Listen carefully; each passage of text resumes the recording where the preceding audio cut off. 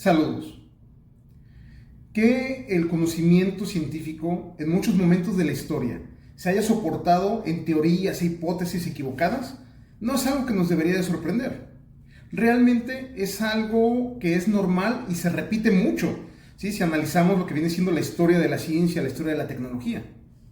Es normal que el ser humano se equivoque. Cuando nosotros creamos una teoría, cuando creamos conocimiento nuevo, es importante entender que esta parte del conocimiento siempre va a estar impregnada de mis ideas personales, de cuestiones políticas en el entorno, de ideas que estén generalizadas en el conocimiento científico del momento. Sin embargo, la ciencia tiene la característica de que pone candados con la intención de permitir que el conocimiento sea evolutivo, que se autocorrija.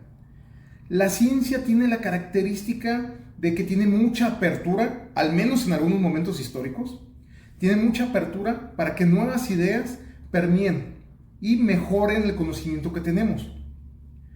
El hecho de que el método científico no sea perfecto y no haga que cada ladrillo que la ciencia sube al conocimiento humano esté libre de toda falla, ha permitido que muchas personas creen teorías conspiracionistas.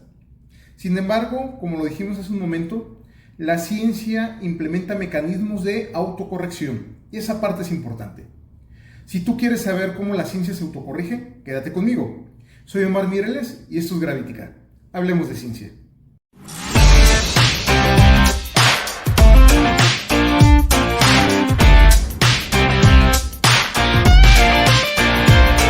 Cuando hablamos de conocimiento científico basado en algunas cuestiones erróneas, tenemos muchísimos ejemplos que poner. Sin embargo, en esta ocasión voy a poner uno que me gusta por las personas que participaron en él y por todo lo que significó para la ciencia.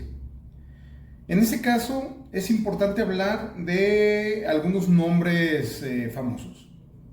La física tiene nombres muy grandes, personas que han construido muchísimo el conocimiento.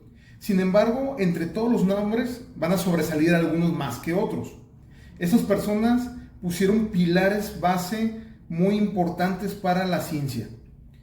Te voy a nombrar los tres más grandes que hay, o los tres físicos más reconocidos por sus teorías, por su trabajo, por la profundidad de su pensamiento. El primero, estoy seguro que tú lo conoces, ¿sí? Se llama Albert Einstein. Y se le conoce principalmente por la teoría de la relatividad, aunque él presentó algunas ideas brillantes en otros campos. El segundo nombre, te aseguro que también lo vas a conocer, es el nombre de Isaac Newton, el padre de la mecánica, que una vez más, no solamente se conformó con la mecánica, que trabajó en otros tópicos como viene siendo la óptica e incluso dedicó muchísimo tiempo a cuestiones canónicas, a cuestiones religiosas. Pero hay un nombre que tiene el mismo peso que los otros dos y que casi nadie conoce. Su nombre es Maxwell. Maxwell trabajó mucho en la unificación de lo que viene siendo la electricidad y el magnetismo. En el pasado, esos dos fenómenos se consideraban como algo diferente. Él demostró a través de las ecuaciones de Maxwell que tienen cierta relación. De ese tema hablaremos después. Aquí la parte importante es que Maxwell introdujo al escenario científico un término polémico que en su tiempo fue muy aceptado y que dio muchos problemas a muchas interpretaciones científicas. Y ese es el éter lumínico. El éter lumínico es una concepción teórica un poco complicada de entender, más que nada porque sus propiedades de seguido rompían con las leyes de la física que conocíamos, pero que era importante en su momento y que llegó de una necesidad lógica. El problema está en las ondas. Nosotros tenemos dos tipos de ondas, principalmente. ¿Sí? Vamos a hablar de ondas mecánicas y de ondas electromagnéticas. Si hablamos de ondas mecánicas, nos estamos refiriendo a que se tienen que mover por medios mecánicos. Eso significa que necesitan partículas para moverse. Y un ejemplo de una onda mecánica es la voz. Cuando yo hablo, perturbo lo que viene siendo el aire o lo que me rodea. Esa perturbación hace que las moléculas se empiecen a mover y vibren y pasen la energía.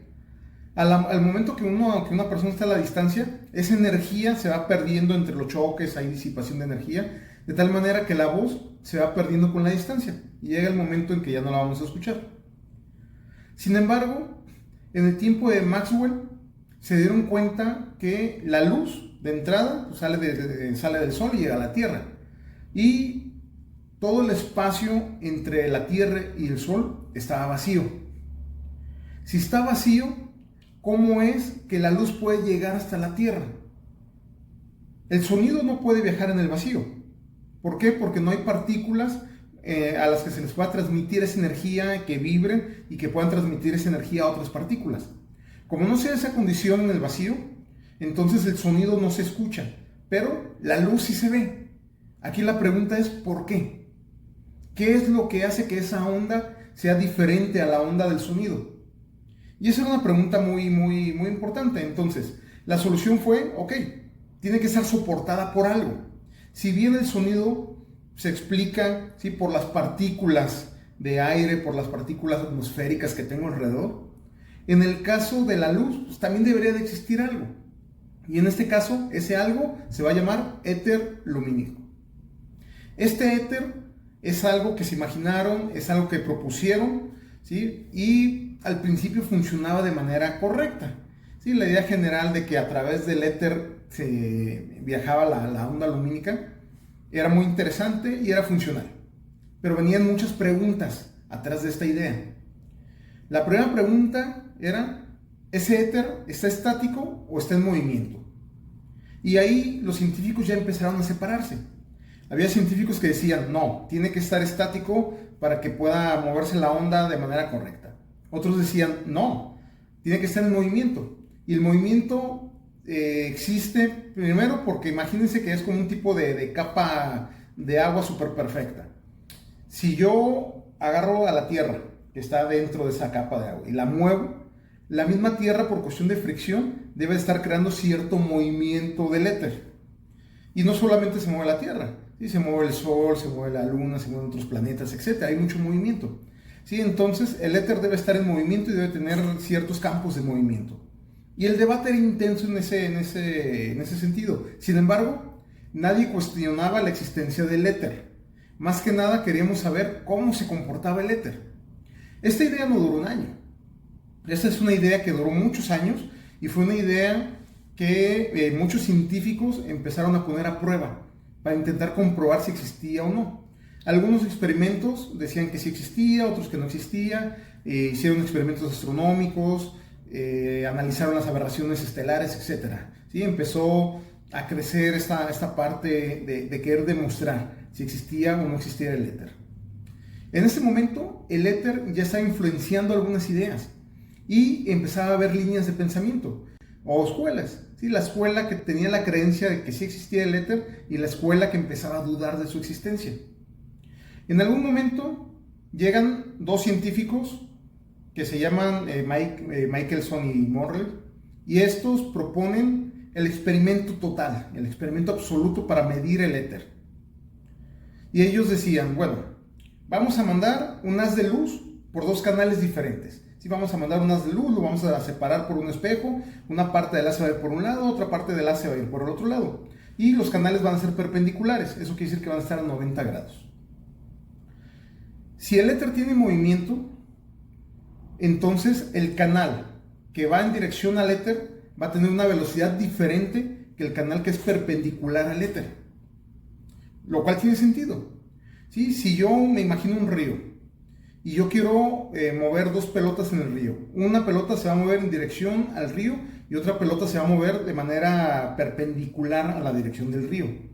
¿Cuál va a ser más sencillo de mover? ¿Cuál se va a mover más rápido? ¿En cuál yo voy a sentir más fricción? ¿En cuál va a haber cierto cambio? ¿Sí? Simplemente la pelota que se mueve en dirección al movimiento del río, pues se va a poder mover de manera paralela, ¿sí?, a la corriente. Sin embargo, si yo mando una pelota de sentido perpendicular, esa pelota va a empezar a sentir fricción y va a empezar a curvarse. ¿Sí? Y posiblemente si le doy la velocidad adecuada va a llegar hasta el otro lado del río, pero va a llegar con una curva. Entonces, más o menos, eso era lo que estaban esperando en este caso los científicos, medir, ¿sí?, ciertas diferencias y a partir de esas diferencias determinar cuál es el movimiento del éter.